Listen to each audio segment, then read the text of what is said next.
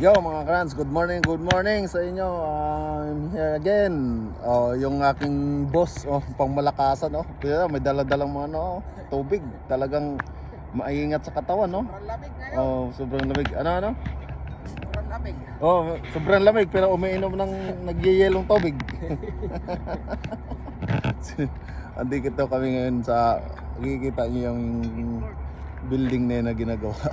Naghihintay kami ng confirmation na mag-start kami ng trabaho kasi nag-unload lang kami ng mga gamit. Tapos nagsabi yung site manager sa amin na wala pa daw naka-ready ng mga opening ng mga bintana. Kaya ito kami ngayon. Yun, yung dalawa doon. Habang naghihintay, di mag-ano na lang muna.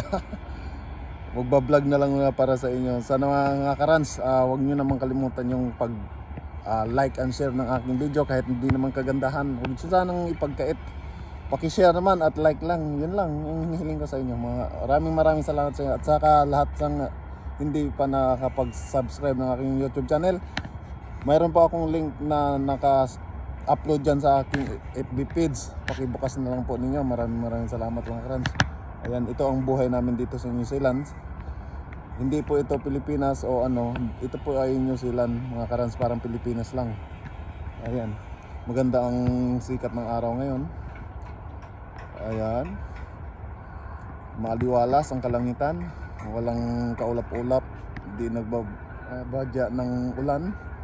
Kaya yan, lahat yung nakikita nyo na yan mga karans, yung service ng mga tao yung nagtatrabaho dyan sa building na yan. Ayan. Ito skateboard park. Yan, para sa mga bata tong mahilig mag-skateboard. Yan, ipakita natin yung views natin. Diyan, yun. Yan. Ayan. Hanggang sa muli mga karans, sana huwag niyong kalimutan paki-like and share naman po.